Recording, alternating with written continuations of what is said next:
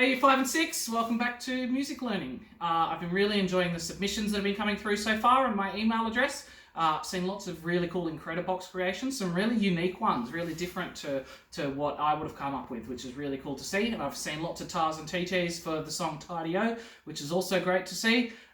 Just make sure if you send something to me, I've got some way of knowing who it's from. So if you're sharing something with me on Google Drive, that's fine because it'll have your name on it. But for example, on Incredibox, I had lots of people send me through their creations on Incredibox, and it asks you to type in your name. And some people hadn't typed in their name, or some people had typed in a different name. So I got these really cool songs, and I was like, I wonder who that was. So make sure you send them through to me. That way I can give you some feedback, and when I'm writing your reports, I know who made that really incredible song. Okay? Anyway, got 2 activities for us today. Remember to pick one of them to email with me, but if you just pick one to email to me, I do still want you to do both of them.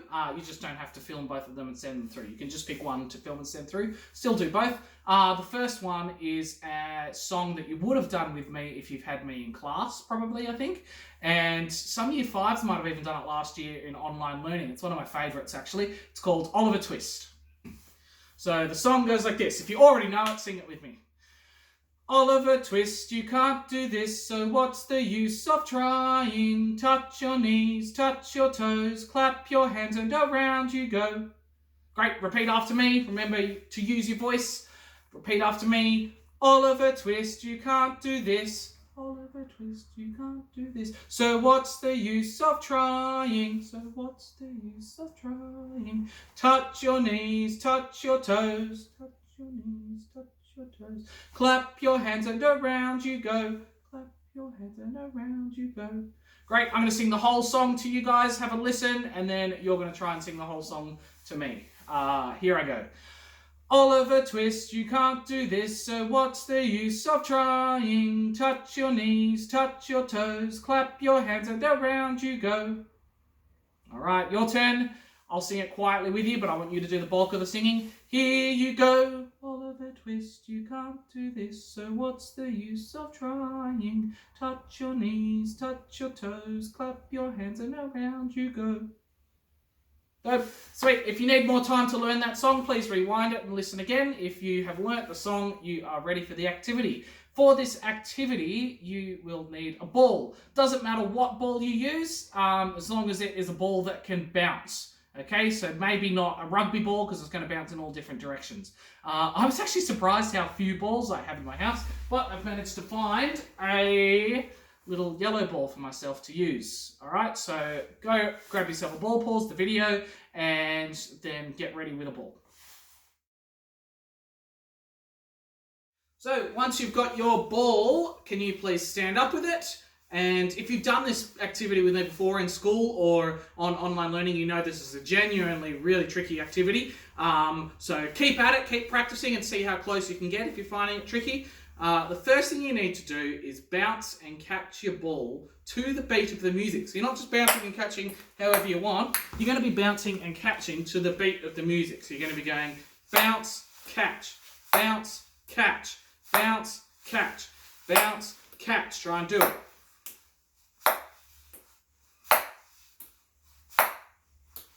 And stop. Great. So for the rest of the song, you're going to be singing the song while you're doing that bounce catch thing. But there are points in the song where you're going to be doing the actions in the song while the ball's bouncing. So the first thing we say is touch your knees.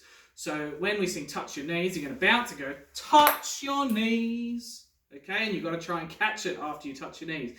The next one is touch your toes. So you bounce, touch your toes, touch your toes.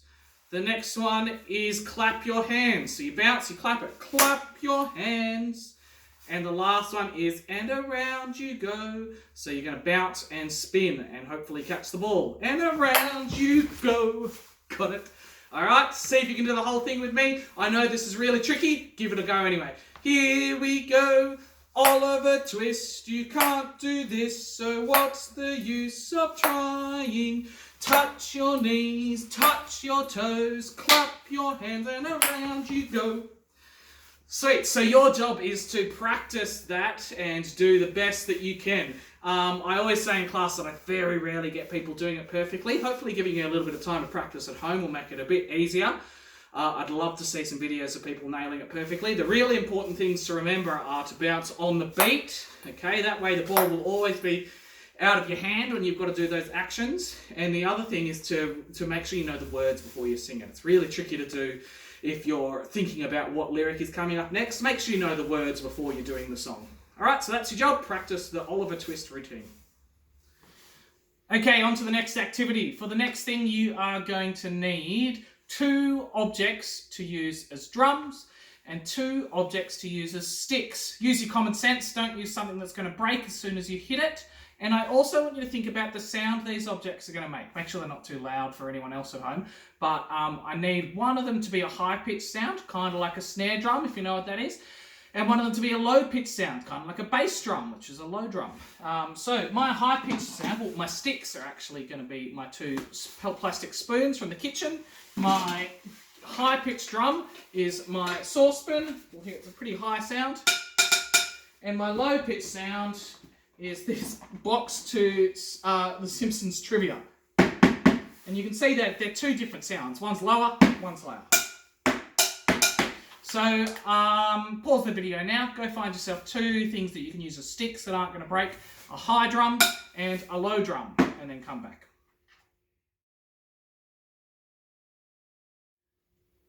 Okay, hopefully you paused the video and you went and found yourself 2 drums and 2 sticks. Your job with these drums and sticks is going to be to write 2 ostinatos. If you've had me before, you might remember that an ostinato is a repeating musical pattern. And your challenge is going to be to play those 2 ostinatos at the same time. All right, to show you what I mean, I'm going to use my whiteboard. Here he is, and you can see I've written 2 lots of 4 beat circles on there. One with the letter H for high, so my high drum. One with a letter L for low, for my low drum. Okay, I might just move this drum so you guys can see it. And I'm going to draw in some tars and TTs into these things. I'm going to start off pretty simple because I know playing 2 things at the same time is going to be really tricky for me. So for the high one, I'm just going to write za, ta, za, ta. Okay, to play that on my high drum, I go like this. Za, ta, za, ta. Do you want to try it on your high drum? Ready, go. Za, ta, za, ta, za, ta, za, ta. Great. So remember these are ostinatos, that's why I'm repeating it over and over again. On my low drum, I want it to be different to my high drum. I don't want it to be exactly the same, that's not going to sound too good. So I might write ta, za, ti. Za. Okay, so on my low drum, give it a go playing it with me on your low drum, should sound like this. Ta, za, ti, za. Ta, za, ti, za. Ta, za, ti, za. Now we're going to try and play them both together. Okay, it's going to be tricky, but I've made it a bit easier on myself to make sure I'm not playing 2 instruments at the same time here. I put zars in where I'm playing the other ones. So we're going to try and play them both together. So this one's going to be going ta, za, ti, za. This one's going to be going za, ta, za, ta. Try and do it with me if you can. Ready, go.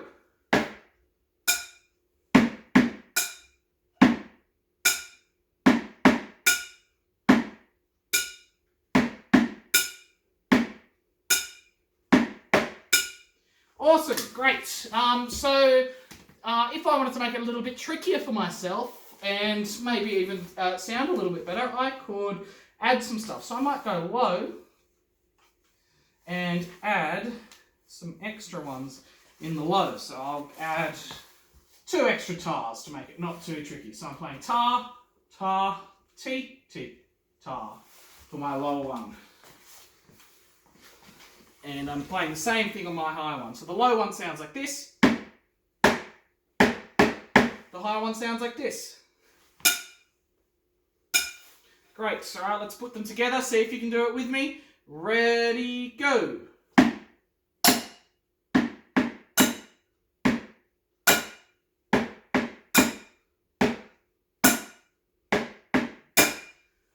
Now I know there's going to be a couple people out there who find even that one pretty easy. It's pretty hard. It's going to be pretty tricky for most people, but I know there'll be some who are going, yep, next challenge. And if you want to really give yourself a challenge, you can give yourself 2 tricky rhythms to play. So now I'm going to get rid of my zars on the top one. So I'm going to turn the first zar into a ticka ticka, which we learnt last week. And the second zar, I'll just keep as a tar. Can you play the first rhythm with me, please? The high one. Ready, go. Ticka ticka ta, ta, ta. Ticka ticka ta, ta, ta. Ticka ticka ta, ta, ta. Can you play the low one? Ready, go. Ta, ta, ti, ti, ta, ta, ta, ti, ti, ta. Let's see if we can put them both together.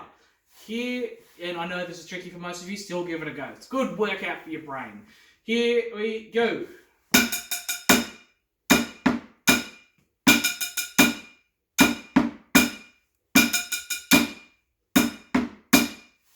Great, so your job is to come up with a rhythm that's going to challenge you, 2 rhythms that are going to challenge you, but not be too tricky for you, and play them on your high instrument and your low instrument. Try and think of 2 rhythms that are going to sound good together as well.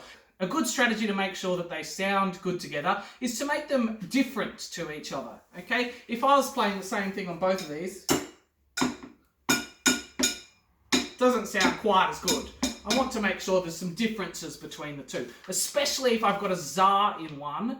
I'll want to be playing the other one, otherwise it's going to be an awkward silent beat where we don't hear any music. Do this to your own level.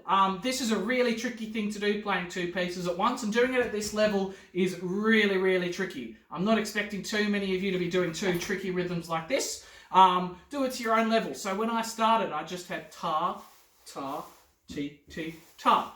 And that should be doable for most of you. If that's too tricky, you can make it even simpler than that. Okay, do it to your level. As long as you've got 2 ostinatos and you're playing them on 2 instruments, I am happy. All right, that's it for this week, years 5 and 6. I've given you 2 jobs. I know they are really challenging jobs. When I was writing this lesson, I was thinking, you know, I'm going to give those 5, 6s a bit of a challenge this week. So I'm very excited to see what comes through and what you guys can do with these challenges. Job number 1 is to practice the Oliver Twist routine to the best of your ability. And job number 2 is to write 2 ostinatos, 1 for your low instrument, 1 for your high instrument, and play them at the same time. Remember to work to your own level, give yourself a challenge, but don't make it so hard that it's impossible. All right, that's it. See you next week. Bye.